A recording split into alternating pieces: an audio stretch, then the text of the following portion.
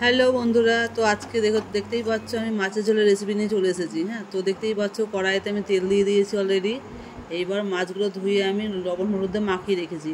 তো তেলটা গরম করতে দিয়েছি, গরম হলে মাছটা আমি ছেড়ে দেবো। দেখতেই থাকো তোমরা, ঠিক আছে। মাছ আমার অলরেডি ধুয়ে নুন হলুদে মাখানো আছে। দেখতেই পাচ্ছ নুন হলুদে মাখানো হয়ে গেছে। এবার আমি একটা একটা করে মাছ ছেড়ে দিচ্ছি। রুই মাছের পাতলা ঝোল, আদা জিরে বাটা দিয়ে। দেখতে থাকো, আমার মনে হয় তোমাদের ভালোই লাগবে। তো মাছগুলো আমার সব দেওয়া হয়ে গেল। দেখতেই পাচ্ছ মাছগুলোকে আমি আবার উল্টিয়ে দিচ্ছি, কারণ এক পিঠে আমার মোটামুটি ভাজা প্রায় লাল হয়ে গেছে। আর মাছটা আমি খুব বেশি ভালো ভাজবো না, হালকা ভাজায় ভাজবো, কারণ হচ্ছে গিয়ে দেশি রুই তো। দেখো আমার একদিকে ভাজা হয়ে গেছে। এবার আমি মাছগুলোকে তুলে নিচ্ছি। মাছগুলোকে তুলে নেওয়ার পরে এবার আমি যে কড়াইতে তেলটা আছে আর একটু আমি তেল দিয়ে একটা শুকনো লঙ্কা তেজপাতা দিয়ে দিলাম ফোড়নে। তার সঙ্গে আমি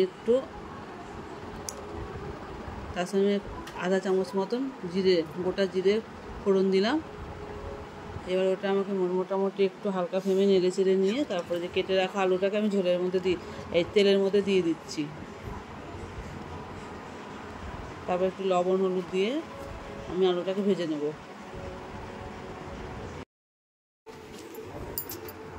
তো দেখতেই পাচ্ছি আমি আলুটা ভাজার জন্য ঢাকা দিলাম, ঢাকাটা তুলে নিলাম। তো লাল লাল হয়ে ভাজা হয়ে গেছে প্রায়। এরপরে আমি একটা একটা করে মশলা দিয়ে দেবো, যেহেতু আলুটা লাল করে ভাজা হয়ে গেছে। এবারে আমি আদা আর লঙ্কা বাটা বেটে রেখেছিলাম 1 চামচ মতো দিয়ে দিলাম। এটা দিয়ে আমি একটু খানিক্ষণ কষতে থাকবো, কারণ আদার কাঁচা গন্ধটা যাতে চলে যায়, যার জন্যই আলুটা আমি কষতে থাকছি। এবার আলুটা কষা হয়ে গেলে পরে তারপরে আমি দেবো ধনে আর জিরে বেটে রেখেছিলাম আমি। কাঁচা ধনে জিরে আমি শিলপাটাতে শিলে বেটেছিলাম।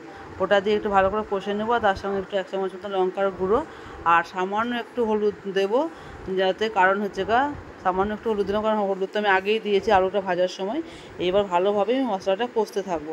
কষতে কষতে যখন মশলাতে তেল বেরিয়ে গেলো, তখন আমি একটা টমেটো কুচি করে রেখেছিলাম, সেই টমেটোটা দিয়ে দিলাম। দেওয়ার পরে এবার টমেটো দিয়ে আমি আলুটাকে ভালো করে কষতে থাকবো। মানে মাছের ঝোল, পাতলা ঝোল তো, যত কষা যাবে মশলাটা ততটাই ভালো লাগবে। তো আমার আলুটা কষতে কষতে মাঝখানে আমি একটু কথা বলে নিই। তো আমার চ্যানেলটাকে তোমরা প্রত্যেকে সাবস্ক্রাইব করে দিও, ইউটিউব চ্যানেলটাকে, ঠিক আছে। দেখতে থাকো তোমরা। আর যারা ফেসবুক থেকেছো তারা লাইক কমেন্ট শেয়ার করে দিও, ঠিক আছে। তো অলরেডি আমার দেখতেই পাচ্ছ যে কষা হয়ে গেছে। আমি অল্প হাফ বাটির মতন একটুখানি জল দিয়ে দেবো, বেশি দেবো না, কারণ অলরেডি আমার আলুটা সেদ্ধ হয়ে গেছে। অল্প একটু আমি জল দিয়ে এবারটা আমি ঢাকা দিয়ে দেবো। ঢাকাটা খুলে দেখো অলরেডি আমার আলুটা সেদ্ধ হয়ে গেছে, মশলাটা বেশ সুন্দর একটা কালার এসেছে। তো আমি এটা আবার কষে নিচ্ছি, কষলে পরে খুব সুন্দর একটা লাগবে। তারপরে আমি পাশে একটু হালকা উষ্ণ গরম জল করে নিয়েছিলাম। গরম জল করে তাতে আমি জল দিয়ে দিলাম, ঝোলটা দিয়ে দিলাম, কারণ ঝোলে একটু গরম জল দিলে খুব টেস্ট হয়। এবার ভাজা মাছগুলো আমি একটা একটা করে দিয়ে দিচ্ছি। দেওয়ার পরে খানিকক্ষণ আমি এপিট ওপিট করে ফুটিয়ে নেব। এবার দেখতেই পাচ্ছ কালারটা খুব সুন্দর এসেছে। পাতলা ঝোল একটা জিরে আদা বাটা দিয়ে, ঠিক আছে। তোমরা বাড়িতে করে দেখবে, খুব ভালো লাগবে খেতে, নর্মাল ঘরোয়া রান্না।